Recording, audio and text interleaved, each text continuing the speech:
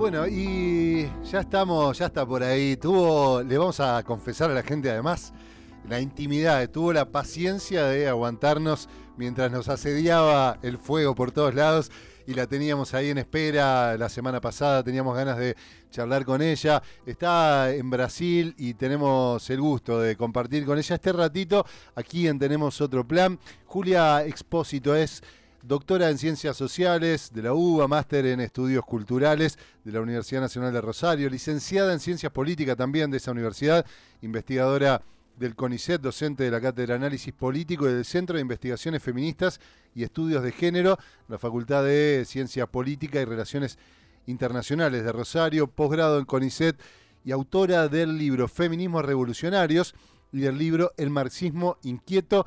Está allí en línea. Julia, gracias por estar ahí.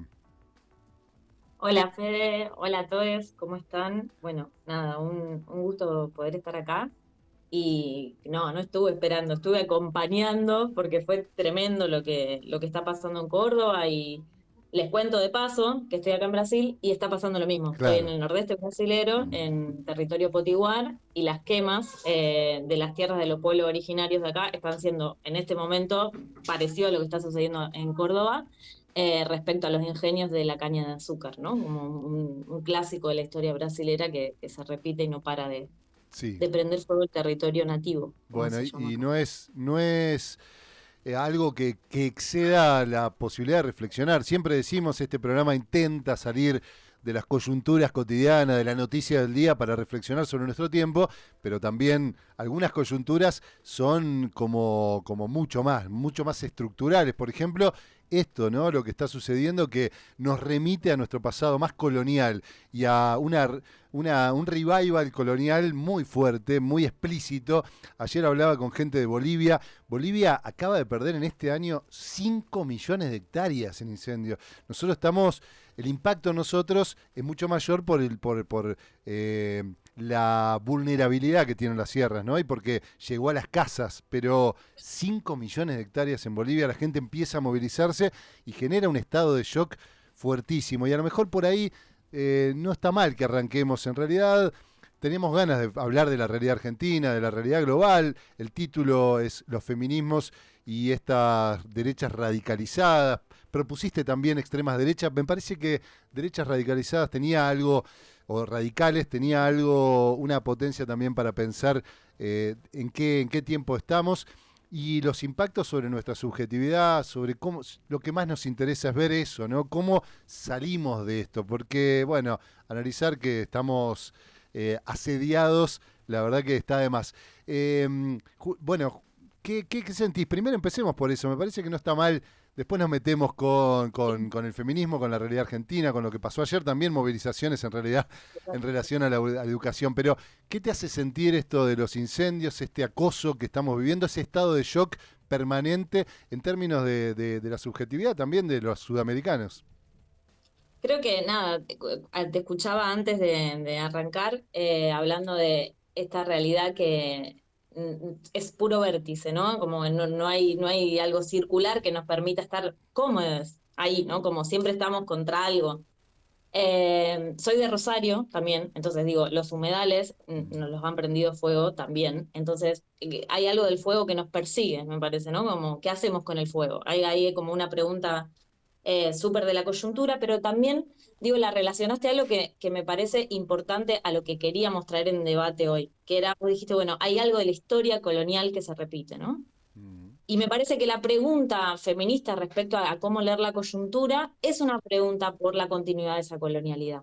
Y la continuidad no en los términos de decir aquí no ha pasado nada, sino cómo ese proceso colonial está desde el origen y al mismo tiempo tiene sus mutaciones, ¿no? ¿Por qué podemos decir que los incendios se actualizan? ¿No? Porque hay una actualización de ese problema respecto a cómo son las formas de vida de los pueblos originarios, de los trabajadores, y cómo aparece la tierra aún como ese lugar a sacrificial, ¿no? Digamos, hay algo de la política del sacrificio, de lo común, que está siendo central para este avance de la derecha.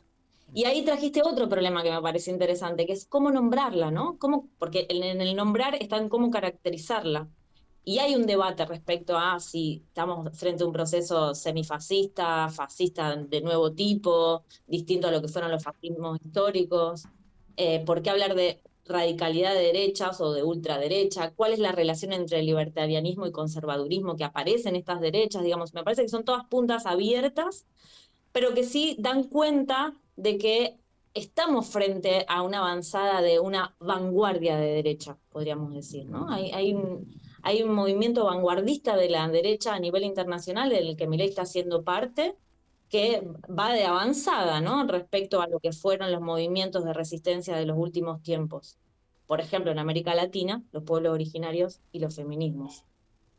¿Qué es esto? Te leía por ahí reflexionar sobre esto de la libertad. Yo recién en el arranque decía, o en el pase del programa anterior, que íbamos a atravesar esto del feminismo, pero desde una visión crítica, es decir, crítica como debe ser, porque además también venís de los estudios del marxismo y me parece que desde ahí nadie puede ser dogmático ya en estos tiempos, incluso siendo parte de un movimiento como nos toca a nosotros del movimiento ambiental o desde cualquiera, hay que hoy ser muy lúcidos a la hora de reivindicarlos y de también dar la crítica adentro.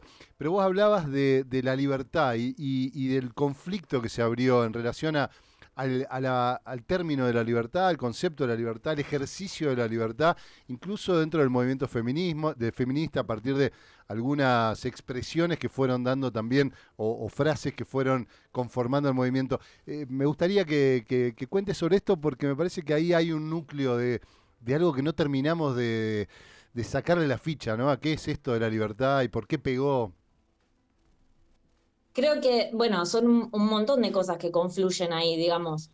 Por un lado, a ver, en términos más políticos es qué relación se termina tejiendo o no entre el movimiento feminista y los gobiernos progresistas, ¿no? Y cómo Mm. eso confluye en Argentina, en el gobierno de Alberto y de Cristina, en el proceso de la pandemia, digo, porque la pandemia, el proceso de la pandemia, abre una pregunta súper política respecto a lo que es la libertad también, ¿no? Como Claro. cuaja en el debate que venía dando el feminismo respecto a la libertad en términos de las decisiones, la libertad en términos de las formas de los cuerpos, de las formas de las relaciones, eh, que me parece que eso hay algo de tanto Bolsonaro acá en Brasil, por ejemplo, como Milei en Argentina, hacen mella respecto a una respuesta de derecha en relación a la demanda feminista por la libertad, ¿no? Hay ahí, en algún momento decíamos, antes del mileísmo, decíamos, bueno, ¿qué está pasando en Argentina que aparecía con el macrismo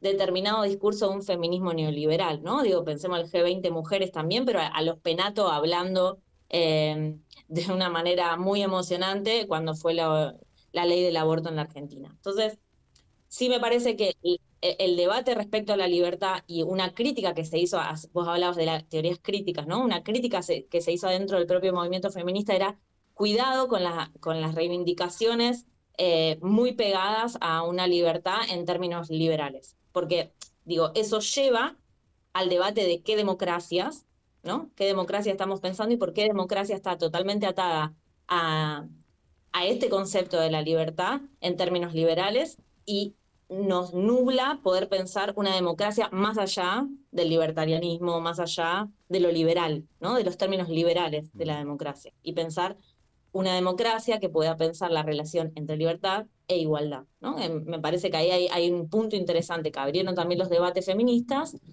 sobre todo, como para condensarlo en uno que fue clave, que era, ¿se acuerdan cómo se fue ampliando el nombre de los encuentros nacionales de mujeres lesbianas, trans, travestis a encuentros plurinacionales de lesbianas, ¿no? Digo, ahí hubo un debate respecto a cuáles sujetos, qué formas organizativas, donde aparecía una relación súper interesante y contraria a la que aparece en las ultraderechas, o en las derechas radicales respecto a lo que era la libertad en relación al debate sobre la igualdad.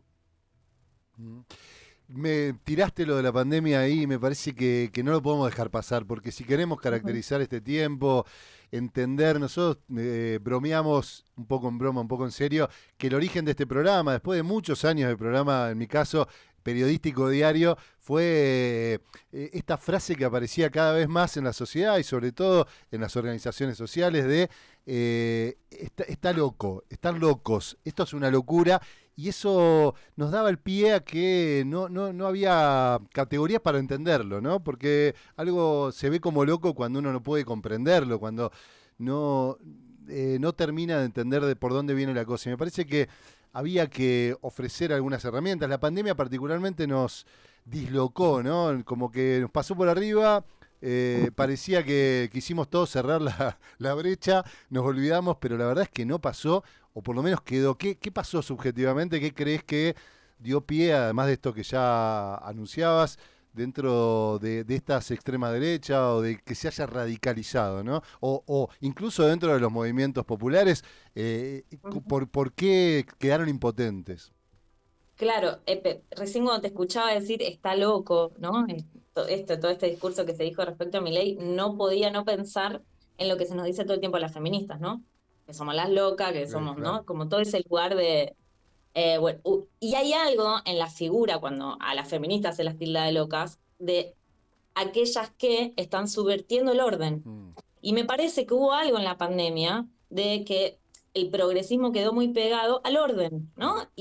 Por eso hablaba de una vanguardia de derecha, porque digo, hay algo que la extrema derecha o esta derecha radical pudo ver en términos vanguardistas que era desarmar ese orden, porque ese orden efectivamente no estaba funcionando subjetivamente, y las consecuencias subjetivas de la pandemia, de lo que la pandemia nos dejó, digo, había escuchado la entrevista que le habías hecho a Emi Esposto respecto a la importancia de pensar la salud mental en el presente, en la coyuntura, y tiene que ver con, bueno, recién empezar a estar entendiendo qué nos dejó la pandemia, ¿no? En términos de salud mental. Entonces me parece que el debate respecto a esta enunciación de la locura que aparece en la extrema derecha está muy vinculada a, creo que Milei en ese sentido era un sujeto de su época. ¿No? No, Mm. no lo era. Por eso representó lo que pudo representar. Por eso Bolsonaro en Brasil también representó lo que pudo representar, ¿no? Y me parece que ahí hay un punto de crítica, vos hablabas antes de la crítica, ¿no? De crítica a hacer entre qué relación se dio en la región entre feminismos y progresismos. Y cómo no se pudo avanzar en esa relación, ¿no? Digamos, qué había que escuchar ahí, qué había que organizar ahí, eh, que muestra su peor cara, digamos, en un Alberto diciendo que es el presidente que va a terminar con el patriarcado y las denuncias que tiene ahora, ¿no? Digamos, me parece que esa imagen muestra como, bueno, lo que no se pudo armar. Mm. Y ahí no puedo no preguntar qué pasa con la razón, si queremos tomarlo de ese lugar, porque la gran pregunta que aparece es si la época está representada en esa especie de dislocación subversiva del orden desde de derecha o tal vez por otro lugar. ¿Qué es lo que viene? Viene, como alguna vez pensaba Pierre Clastres, ¿no? Este antropólogo que decía, bueno, hay dos cabezas, tiene el poder y va variando, ¿no? Desde el tirano o el que produce lazo por lazo mágico y el rey jurista. Después de esto vendrá alguien que ponga racionalidad, que le ponga orden, o los tiempos actuales requieren esta especie de dislocación. ¿Qué sentís? ¿Cómo sigue esto? Para mí hay una clave ahí de lo que ha tirado últimamente María Pía López. Requiere de imaginación, ¿no? Digo, romper esa, la imaginación es romper lo dicotómico. No puede ser más, digo, creo que es la crisis en la que estamos ya, en términos internacionales, no puede ser más el pase de una cosa a la otra, ¿no? De esto que vos decías, bueno, o la restauración jurista de la respuesta como respuesta democrática, como si la democracia fuera simplemente esa forma de esa institucionalidad y no pudiese imaginar otra, ¿no? Que me parece que es un poco lo que abre la propuesta feminista, a la locura de una vanguardia derechista, ¿no? En la historia del capital. Entonces me parece que lo que hay que poder pensar desde las resistencias es, por un lado, eso, imaginar otra cosa, imaginar otras formas de la democracia, que las tenemos, ¿no? Digo, que están en la experiencia de lo popular, que están en la experiencia de nuestros encuentros callejeros, que están en la experiencia de las formas organizativas diferentes, menores, que se han dado en nuestra propia historia, que ahí hay, digo, material para pensar, para actualizar, y al mismo tiempo que cómo esas formas tienen que ponerse en relación a las instituciones que hay. Digo, por ejemplo, ¿cuál es el proceso que venimos viendo? Hablabas de la marcha antes. Tenemos esa movilización masiva, impresionante, súper federal, ¿no? Digo, rompe la centralidad de esta marcha en particular de lo que es Buenos Aires y es masiva a nivel federal. Y en el mismo instante, mi ley veta, o sea, sale el veto, que es la provocación de que nuestras formas no funcionan, digo, las formas callejeras de movilización no estarían funcionando, es como diciendo, no, no van a pasar, o sea, no va por ahí, y al mismo tiempo pone en cuestión las instituciones democráticas, ¿no? Porque es un veto y ahora tiene que ir a diputados, pero también hay una provocación respecto a que el Parlamento ya no funciona, ¿no? En términos del gobierno de las derechas. Entonces, no es ni la movilización ni es de esas instituciones. Bueno, lo que tenemos que imaginar es cómo es esa relación cuando ya no puede ser directamente aquella relación de representación de democracia liberal que veníamos teniendo, porque evidentemente eso es lo que se ha demostrado en crisis. Ahí me surge otra pregunta en relación a, bueno, la posibilidad de la imaginación está demostrado históricamente, al menos en la Argentina ha sido un factor que desequilibró incluso en tiempos muy oscuros, ¿no?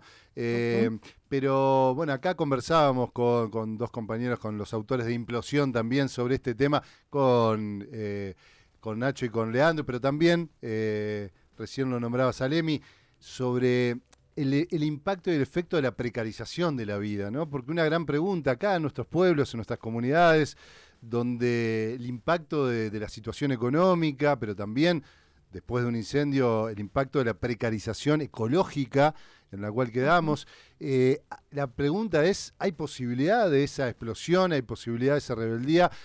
¿Cómo nos desatamos del día a día, de los condicionamientos? Porque está planificado, y te leía también por ahí a vos, hacer la relación con los 90 o incluso con la dictadura, es decir, este sistema de precarización que es la base del neoliberalismo, no hay otra esencia que llevarnos a ese lugar.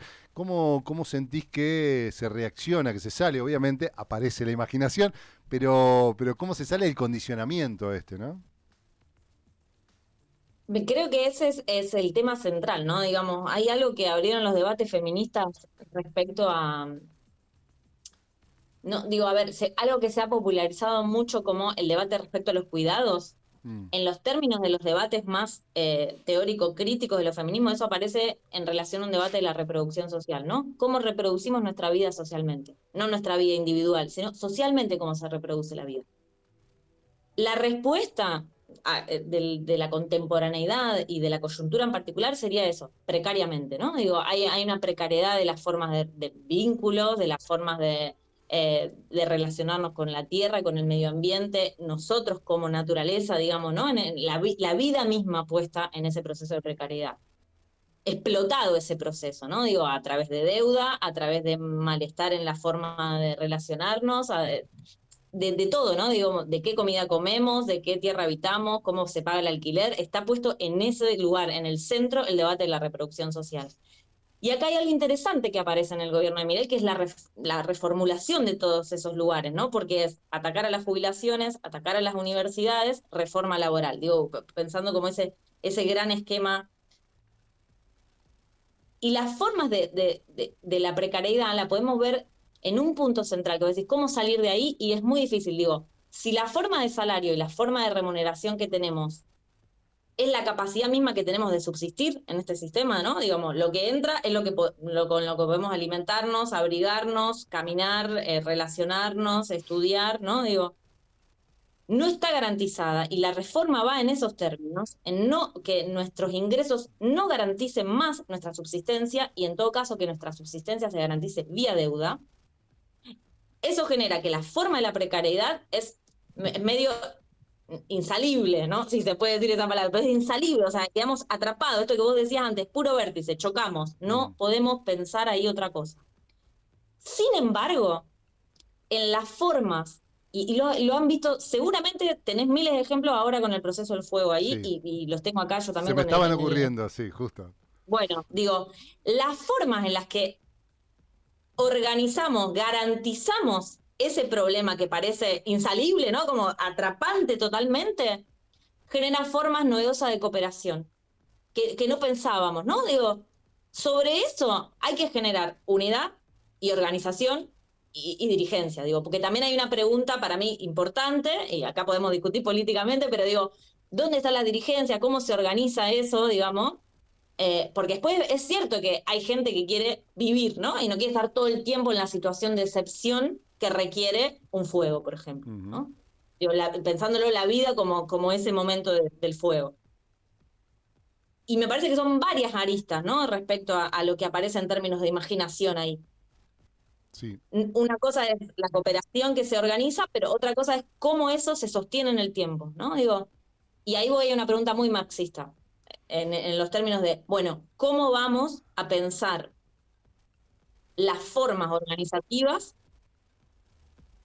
en términos de frentismo, unidad, relación con los partidos, cómo están los partidos políticos hoy? Digo, hay una pregunta ahí que hay que hacérsela a la coyuntura.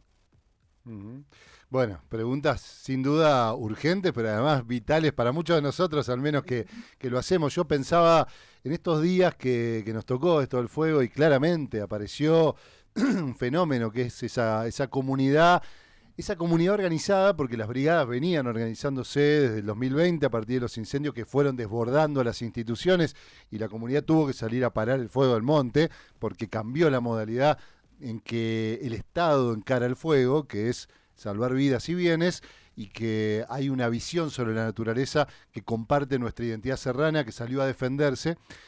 Como brigadas de autodefensa, ¿no? En ese sentido, pero también una comunidad todavía no organizada, que también salió con el bidón de agua, con la comida, con el sanguchito para los brigadistas. Realmente fue muy fuerte, pero pienso en esto que también Juan Grabois hace mucho hincapié cada vez que habla, que a veces no se entiende por qué, pero dice, salgan a colaborar, salgan a algún espacio donde pongan el cuerpo, ¿no? Porque genera algo positivo. A mí me preguntaban estos días que, a pesar de ser funcionario, la sensación mía era estar todo el tiempo ahí, porque, y lo confieso ahora, no lo habíamos hablado, pero no era solo por mi rol y demás, me sentía bien. Me sentía mejor, realmente. Uno sale de esa impotencia en la cual estar con el teléfono recibiendo 200 millones de informaciones y que no sabes qué hacer y de golpe sentís un poco de potencia por estar con otros, por colaborar, por sentirte un poquito mejor. Y me parece que ahí en esto de lo solidario, y te iba a preguntar sobre, no podemos eludir tampoco en esta caracterización, el impacto de las redes, el impacto de la emocionalidad. Estos días también se vio mucho esa parte, yo diría, negativa, en la cual se compartía cualquier información porque el nivel de alteración emocional daba para que cualquier mensaje que llegaba, video, audio, que confirmaba mis ideas previas, ¿no? Porque eso es lo más peligroso, lo tenía que compartir porque parece que es una verdad revelada y aportaba una confusión generalizada. ¿Cómo ves ese impacto en la subjetividad actual también? Me parece que es ahí un punto central el que traes, bueno, no en esto de ¿qué hace el encuentro? ¿Qué hace el encuentro cuerpo a cuerpo? Hay una pregunta por los cuerpos que es central en el avance de estos derechos, ¿no? Y recién cuando te escuchaba, pensaba esto, ¿no? Digo, claro, hay algo de la pandemia que ese espacio de sentirnos bien con el otro cuerpo a cuerpo, nos lo robó la derecha, ¿no? Digo, que la calle, en ese punto, ese cuerpo a cuerpo, nos lo robó la derecha. Eso frustra mucho el fenómeno Milei, ¿no? Nos quedamos adentro. Efectivamente, cumplimos la consigna de digo, los movimientos feministas, los progresismos, de sostener el quedarse adentro, bueno, no salgamos y quedar atados a esa crisis que dan las puras redes, ¿no? O sea, a esa crisis de salud mental que da la forma de comunicación, no solo sentimental y vincular, relacional, sino también política, en términos de cómo leer la temperatura en un momento vía redes solamente. Y que genera toda una serie de vínculos paranoicos, ¿no? Que es lo que hacen efectivamente las redes. Por un lado es burbujas, donde creemos que todo está sucediendo, ¿no? Digo, ¿por qué aparece tanto esta sorpresa de Milei? Milei como sorpresa. También porque hay una serie de burbujas que genera el proceso de redes en las lecturas políticas, y al mismo tiempo después el ataque a eso, ¿no? Como ese ataque que parece totalmente personalizado en términos de trolls y haters, digamos, en las redes sociales. Entonces, me parece que sí hay algo nada, que es importante no olvidar, y creo que no, el pueblo argentino no lo olvida, que es la calle, ¿no? Digamos, la movilización de ayer lo muestra. Y eso me parece que es nuestra fuerza. Y por más de que esa fuerza pueda ser vetada, así, digamos, ¿no? Como ha pasado ahora, no hay que perderla, porque están jugando a eso, están jugando a desmovilizar. Lo mismo fue el proceso de represión, ¿no? Digo, que empezaron a sufrir las movilizaciones sociales. Mm. Julia, te hemos sacado muchísimo tiempo, más de lo que teníamos previsto, pero nos entusiasmamos y te hago la última tal vez como para que vos vayas por donde quieras, pero también leyéndote por ahí y en relación a esto de la distopía y la utopía, ¿no? Lo difícil de construir una idea de futuro y cómo pareciera que estas derechas radicalizadas aprovechan esta distopía, es decir, esta ausencia de futuro bueno, y la recogen de alguna manera particular. ¿Es posible construir una idea? Ayer me acuerdo muy reciente, nos pasa todos los días, pero ayer conversando con compañeros y era, no, lo que tiene que, che, basta, reaparece ahora, que yo, apareció Cristina, aparecen referentes, ¿no? Unos y otros, y hay una sensación de como, che, y no aparecerá algo nuevo, ¿y cómo le llamamos? ¿Viste? Como que nadie le salía una palabra para eso que tenía que aparecer. ¿Cómo se construye eso? Tal vez sea algo distinto que no tiene una sola forma y tiene muchas, que también el feminismo en eso ha roto. ¿Cómo construimos esa idea de futuro que entusiasme también a los jóvenes, ¿no? Me parece que los feminismos lo pudimos hacer, ¿no? Digo, hay algo de lo que apareció en el movimiento feminista que era justamente la posibilidad de un futuro otro. Un futuro, y además eso, un futuro no, no como promesa, sino como posibilidad en el cuerpo, ¿no? Como un futuro que estaba latente en el cuerpo, que era una potencia del cuerpo.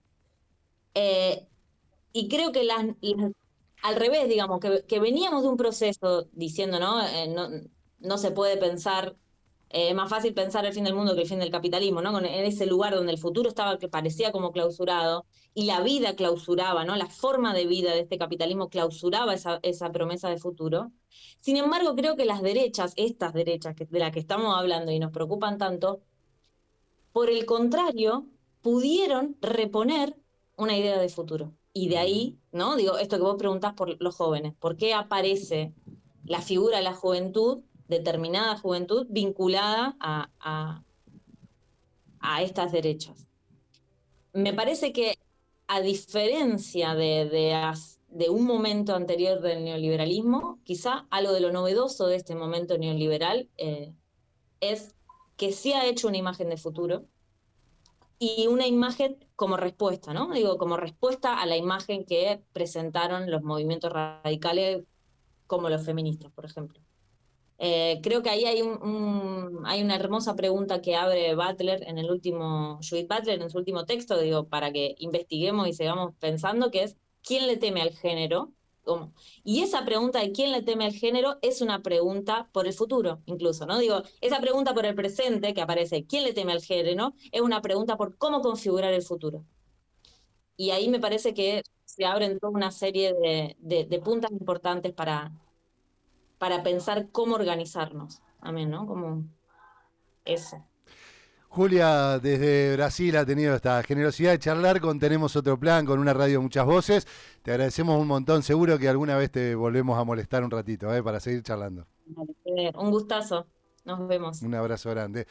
Bien, Julia Espósito, entonces con nosotros aquí, nosotros seguimos, nos queda un ratito y vamos a hacer algunas reflexiones en relación también a esto que acabamos de vivir. Quédense, nos queda un ratito de Tenemos Otro Plan.